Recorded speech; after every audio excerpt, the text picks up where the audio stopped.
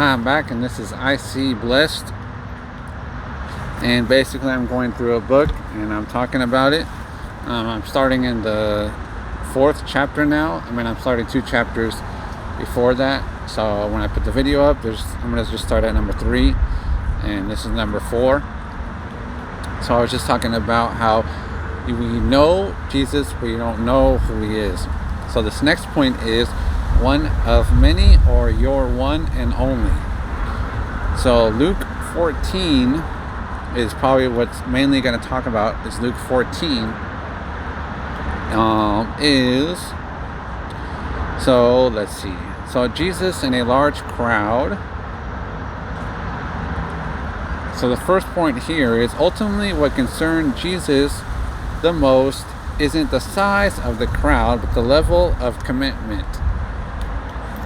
So Jesus is not looking for the large crowd. He's looking for the level of commitment that you have in it. So there could be a large crowd, but Jesus is looking for that one that has commitment. So let's see. So large crowds were traveling with Jesus and turned to them and said in Luke 14:25-26 says, "If anyone comes to me and does not hate his father and mother, his wife and children, his brother and sister, yes, his own life, he cannot be my disciple." So if you even hate Jesus is saying right there that if you even hate your own life, you cannot be my disciple. Even if you hate your own life, then you cannot be my disciple. So a large crowd would follow Jesus, and he turned around and said to them, "We're the crowd. I want everyone to go invite a friend and come back tonight. We'll have live music, all oil." Well, that's just so he's just saying, like, basically how you think that verse would read.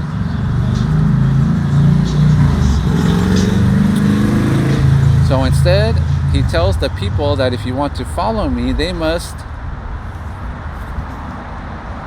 So basically just saying, what if Jesus said it the other way, or the opposite way, instead of that way?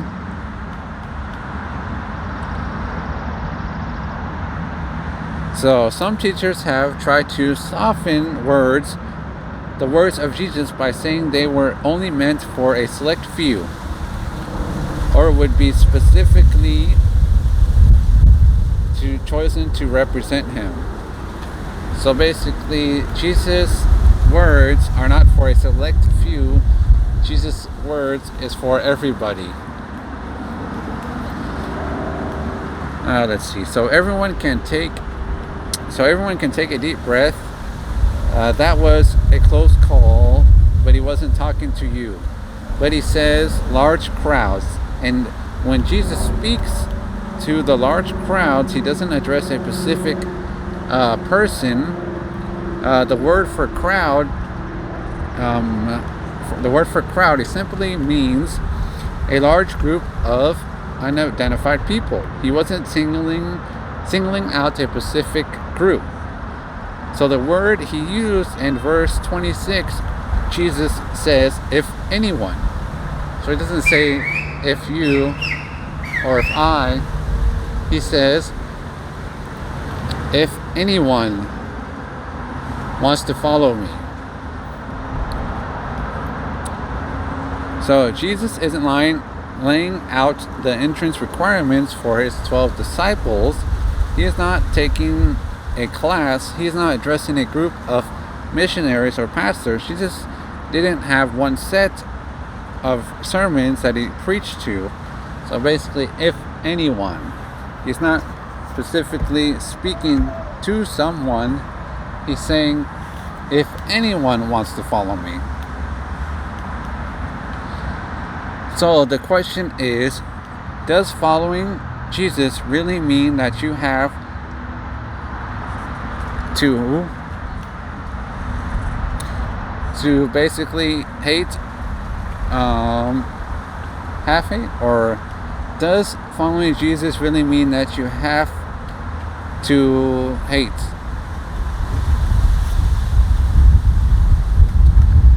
Of course, no. Let's see. So,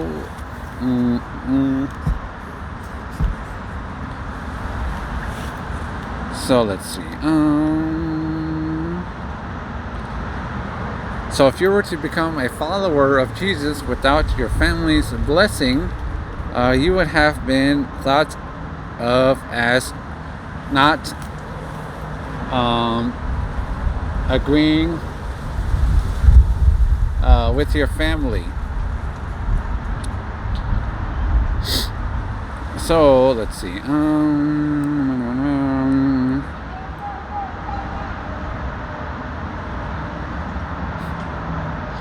So let's see.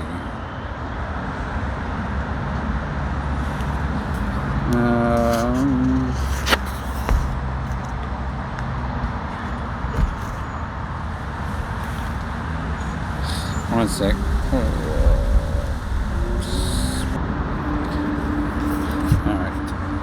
So the word hate is defined as to dislike something intensely or have feelings of intense hostility.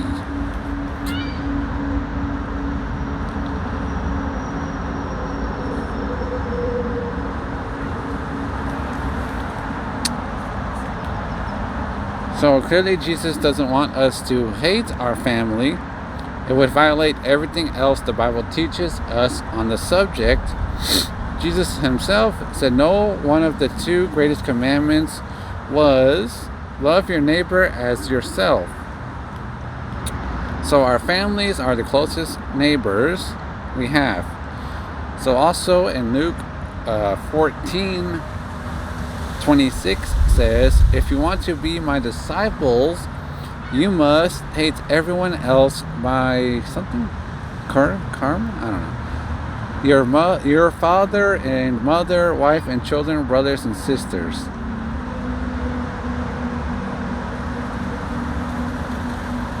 So that's just the New Living Translation, puts it that way. So the New Living says hate. The contemporary version says love me more. So Jesus is requiring of his followers is the combination of those two translations is most likely the idea of love me more, but hate is also accurate because it captures the degree of which we love Jesus more. So imagine that the different loves of your life are competing in a race to see who wins first place.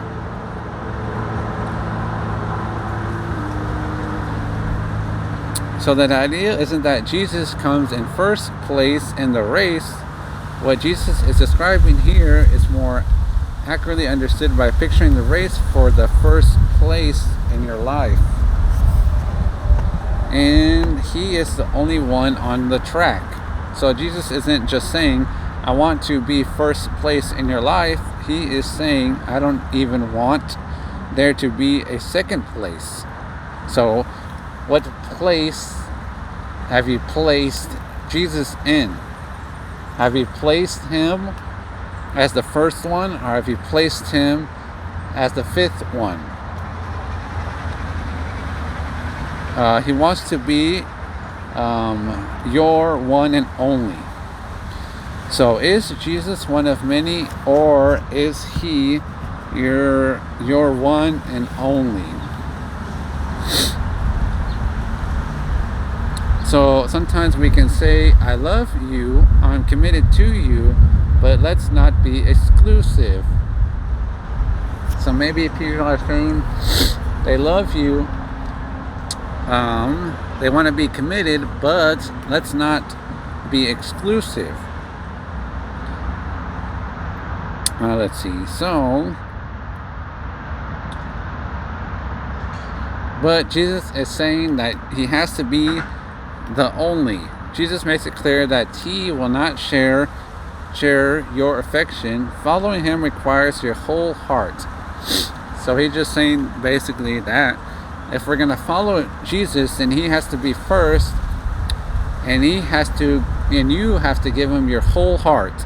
You can't just say, okay, I'm going to follow you and I'm committed, but let's not make our relationship exclusive. But that's exactly what Jesus is saying. It has to be exclusive or it's not going to be a relationship. Because he wants you, it requires your whole heart, not just half of it.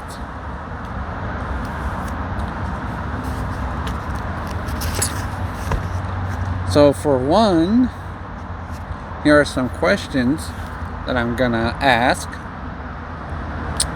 to help you. Maybe what is competing with Jesus for your affection? So these are some things that may take you away from Jesus. So for one, what do you sacrifice? Your money? So do you sacrifice money? So it says, where your treasure is, there your heart will be also. So what you spend on your money reveals the true desire of your heart. So maybe you've heard that before, or at least I have in other books, that to see where a person's heart's desire is just see what they spend their money on. Or like another word of saying it, let me just see your what you spent on your bank statements so I can see where your heart is at. And shows who you are truly following. So let's see. So we end up following money and the things money can buy instead of Jesus. So we love the things money can buy, right? I love the things that money can buy, but then if I think about all the things that money can buy, but I'm not thinking about Jesus and what his relationship can give me, because I'm too busy thinking about what I can buy and not the kind of relationship that I could have with Jesus if I don't think about what the money can do. Maybe you sacrifice your time and money for stuff because we think it will satisfy. So remember, just because you sacrifice your time and money does not mean it will give you any satisfaction. It may just most likely just leave you empty inside. So satisfaction comes with a price tag. So maybe you spend your money on things that comes with the price tag, and that is taking your satisfaction away or feeling like it's satisfying, but instead the price tag is going to be that you're going to feel empty because of what you spend it on every time. So if you just had enough money, you could order it off the internet instead of on the shelves. But Jesus wants to be our satisfaction. So if my satisfaction doesn't come from Jesus, but my satisfaction becomes what money can do, what I can do with money, then that's not a good thing. So in Matthew 6:24, Jesus says, no one can serve two masters. Either one will hate the one and love the other, or will devote it to the one and despise the other. You cannot serve two masters, God and money. You cannot follow money and Jesus. So those paths are two different directions, and you have to choose one. So let's see. So what's the most I can spend on my house? Stuff like that. Does God want me to give to him out of net income? So what's the most I can spend on the house and least I can give to God? So how you spend your money tells a story about what matters most to your life, matters most to you. So like I said, not just if I see your bank account, what you spend on, it's not going to be just so I can know where your heart's desire is at, but it's also so I can know what matters most to you. Because what you spend your money on is what matters most to you. Or how you spend your money tells me what matters most to you.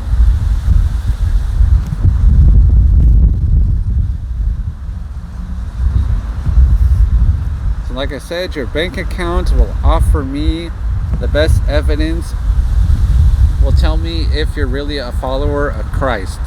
Let me just see your bank account so I can see the evidence about whether you follow Christ or not. So the next one is, when you're hurt, where do you go to comfort yourself? So when you get hurt, where do you go for comfort? So when you experience pain, where do you go to?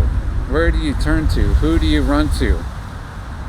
Maybe it's a friend, maybe it's a family member, maybe it's your refrigerator, or maybe you bury yourself in work.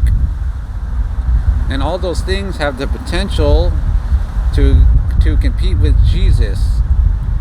So when you don't go to your friends, when you don't go to Jesus, all those things are competing for Jesus, because you want to go to things that don't really help you for comfort. So there's part of God's design, but the question is, do they take the place of Jesus? So when I feel pain and I don't go to Jesus, do I take those things in the place of Jesus?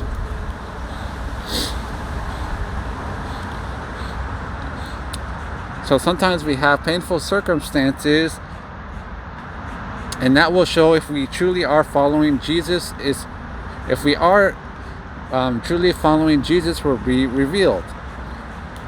When we go through difficult times, that will reveal whether we do follow Jesus or not. So our first response to suffering is to turn to anything or turn to anyone other than Jesus. It's going to reveal that our affection is divided and we are following someone other than Jesus. So we got to remember to follow him. And number 3 point, what disappoints or frustrates you the most? So when you feel overwhelmed with disappointment, it will reveal what has become too important. So when you feel overwhelmed and disappointed, it will reveal what has become more important to you. So maybe it's something that is significant, like a job, or something as insignificant as a loss of a baseball game,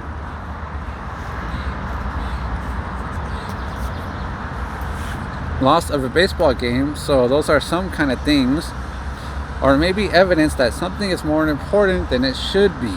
So when we go through difficult times, that can reveal that the most important thing is something that it shouldn't be in our life. So some level of disappointment and frustration, of course, is natural.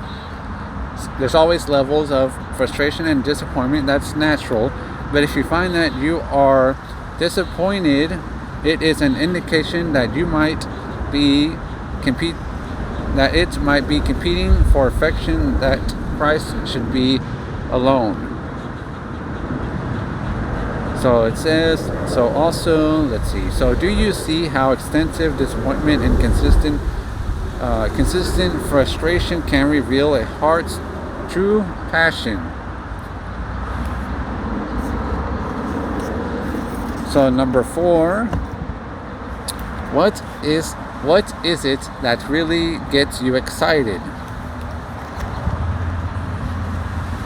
So like the things that disappoint you, what are the things that excite you?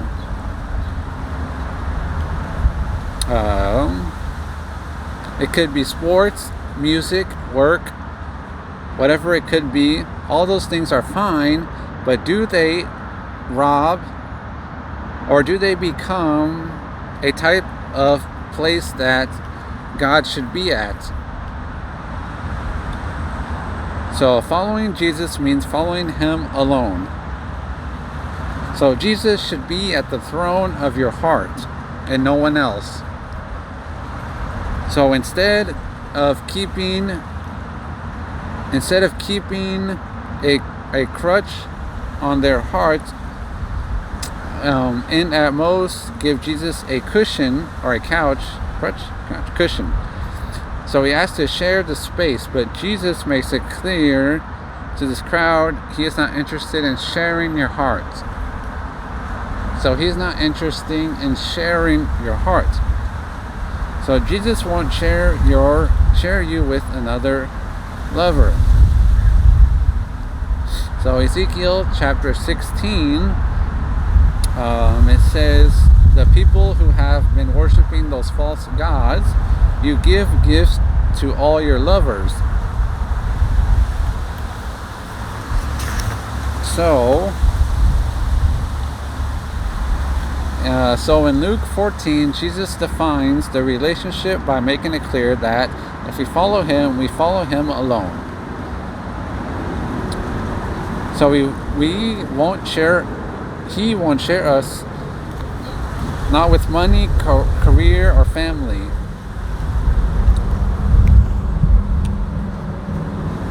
So he wants to be loved by you. He is making it clear he loves you. So imagine it this way.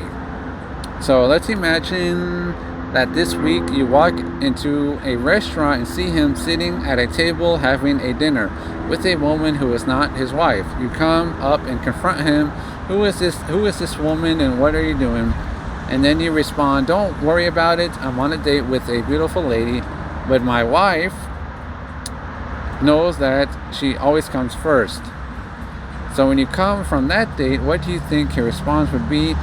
So just imagine his wife meets at the door and says, did you have a nice time at your date? She comes over and gives him a big kiss. I don't mind seeing other people as long as I'm most important to you. So that's just an example of how it is.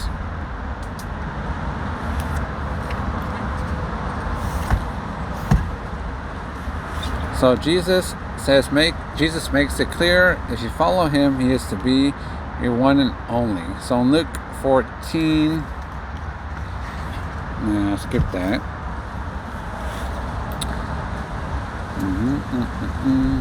So trying to follow Jesus part-time or half-heartedly is impossible. So the relationship he wants with you requires your whole heart, and fans should know that the terms are not negotiable. One sec.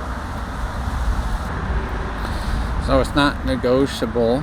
So in Luke 14, 20, 30, it says, suppose one of you wants to build a tower.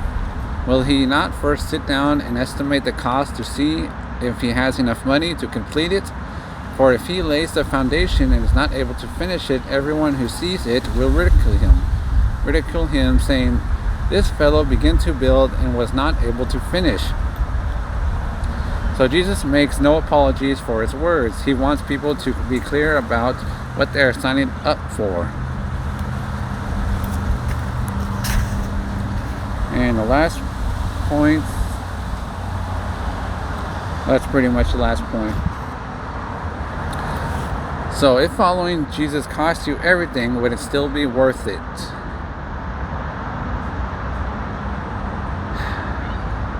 And that's about it for today.